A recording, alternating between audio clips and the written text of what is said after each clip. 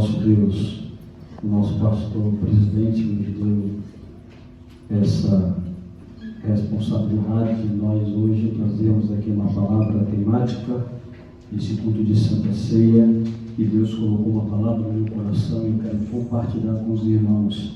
Eu queria que você, juntamente comigo, pegasse a sua Bíblia aqui no livro de São João, capítulo de número 19, no versículo de número 17, só apenas este versículo, e queria fazer essa leitura com a igreja, que diz assim: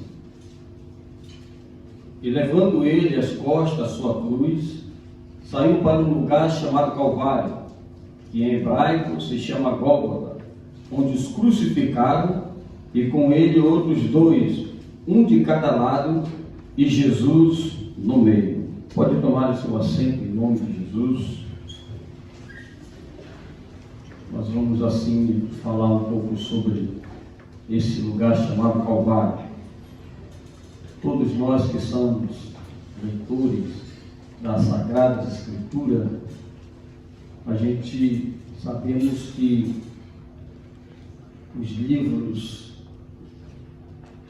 do Novo Testamento, principalmente os evangelhos sinóticos, ele não encontra essa palavra Calvário, que no hebraico quer dizer Gólgota. Somente no Evangelho de João que nós encontramos esta palavra. Já no livro de Mateus, Marcos e Lucas, nós vemos essa repetição da palavra Gólgota, que quer dizer caveira. Então, nós sabemos que a cruz é um dos maiores simbolismos do cristianismo, tais como alguns elementos que também tomaram forma no decorrer do tempo, que também faz parte desse símbolo que nós hoje cremos e até falamos sobre até mesmo dois elementos que vão ser decorridos no decorrer da Santa Ceia, que é o pão e o vinho. Esses são elementos que vieram por intermédio da implantação do ministério de Jesus Cristo.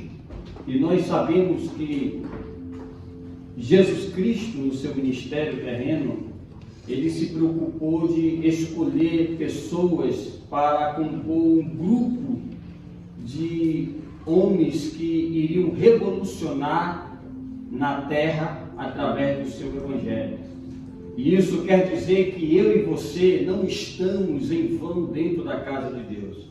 Às vezes nós questionamos por que ainda eu não fui escolhido, por que ainda não fui chamado, por que ainda não estou envolvido em um corpo ministerial, se eu sou capacitado, se eu me preparei, se eu sentei numa cadeira para ser instruído por mestres e doutores, mas mesmo assim parece que ninguém consegue me ver, ninguém consegue acreditar na minha chamada e no meu ministério. Esses homens que Jesus separou, eles não tinham conhecimento teológico, eles não tinham formação secular, eram pessoas até mesmo ignorantes, pessoas que eram sem certo saber, mas Jesus escolheu eles para uma obra específica. E esse texto que nós lemos fala sobre esse lugar chamado Calvário. A palavra Calvário, irmãos, significa crânio, caveira, Gólgota. Na verdade, nós não sabemos o certo de onde originalizou esta palavra, mas nós precisamos entender esta noite que esse lugar foi chamado de crânio, devido pessoas que eram condenadas à morte e eram levadas para essa montanha, para essa colina, para serem executados. E nós entendemos que existem 3 hipóteses de nós conhecer essa palavra e por que ela se originalizou e por que esse lugar foi conhecido como Caveira, Gólgota, um lugar chamado Calvário, porque foi chamado de crânio. Então nós temos aqui 3 definições que os intérpretes da arqueologia, eles definiram de tanto estudarem. Então Calvário, chamado caveira ou crânio, ele tem esse nome porque possui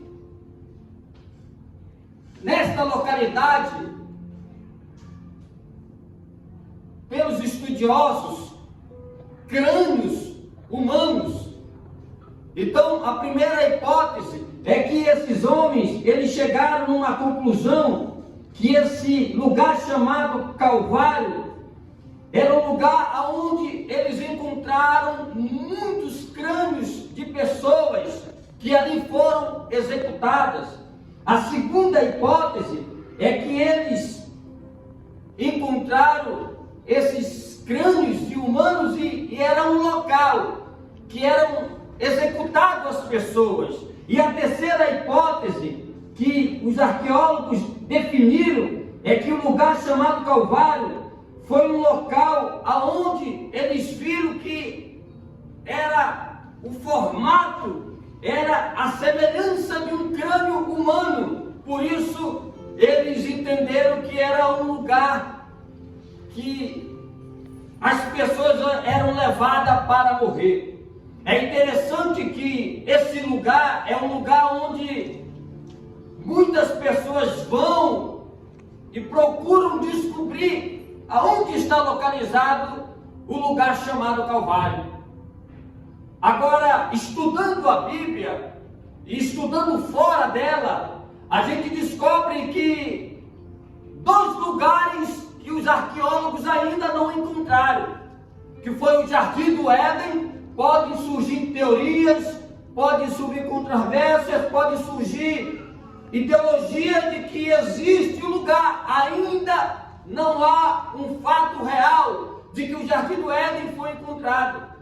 Um outro lugar é esse lugar chamado Calvário. Alguns dizem que Jesus, ele foi crucificado próximo ao Monte Moriá, aonde Abraão iria sacrificar o seu filho. Mas isso não é certo, isso não é uma coisa definida. Por isso que aqueles que já fizeram caravanas para ir nesses locais bíblicos que são conhecidos por nós quando lemos, e quem já esteve lá se emociona em conhecer cidades como Belém, onde Jesus nasceu, conheceram Jerusalém, a terra, o centro de adoração a Deus, e essas pessoas ficam maravilhadas, chegam a ver aonde Jesus foi sepultado, mas não conseguem encontrar esse lugar chamado Calvário. Mas a história conta que um certo arqueólogo israelense, ele descobriu que existia um jardim chamado Jardim do Túmulo, e ele descobriu que aquele lugar era o lugar onde Jesus tinha sido crucificado. Mas o tempo foi passando e ele escreveu um livro chamado Os Últimos Dias de Jesus Cristo. Ele constatou, ele descobriu e ao mesmo tempo ele descartou a sua própria teoria de que aquele lugar que ele falou que era o lugar que Jesus tinha morrido não era verdade. Por quê, irmãos? Porque aquele homem, ele simplesmente deixou a sua tese cair e ele desfez, porque não teve indícios de que aquele lugar que ele confirmou que era onde o mestre tinha morrido, de fato, o jardim do túmulo não foi o lugar aonde Jesus tinha morrido. Então, na verdade, o local aonde Jesus morreu, ninguém sabe. Eu acredito que só na eternidade é que nós vamos saber aonde foi que o mestre foi crucificado. Queridos irmãos, um lugar chamado Calvário foi o lugar aonde Jesus foi crucificado com dois malfeitores. Jesus foi levado à cruz devido ao meu e o teu pecado. Nós estamos aqui pela misericórdia de Deus. Nós estamos aqui porque Deus, Ele nos escolheu antes da fundação do mundo. E é interessante que existem tantos lugares aí que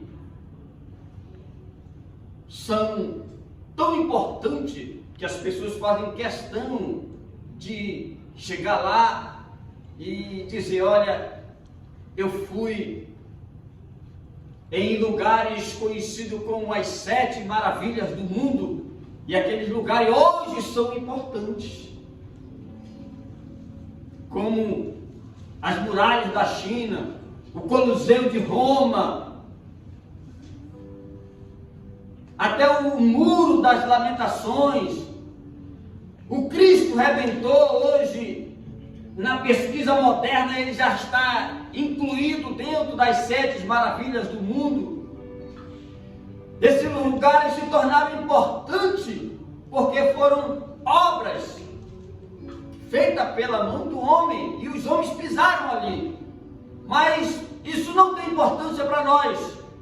O que chama a atenção é que o lugar que muitas das vezes a gente pisa não é importante, mas uma coisa eu quero aqui deixar bem destacada: aonde Jesus Cristo passou, aquilo que não era importante passou a ter importância. O que eu quero dizer com isso? Que eu e você, nós não tínhamos importância nenhuma para o mundo. Nós não tínhamos importância nenhuma para ninguém. Quem sabe a gente era desprezado, a gente não tinha valor nenhum, ninguém acreditava em nós. Mas quando Jesus passou e entrou na nossa vida, a gente passou a ter a essência do Espírito Santo, e agora eu e você somos uma pessoa especial para Deus.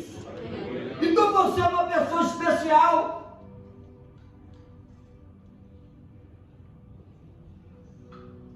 Eu acredito que o nosso Deus, Ele prepara tudo.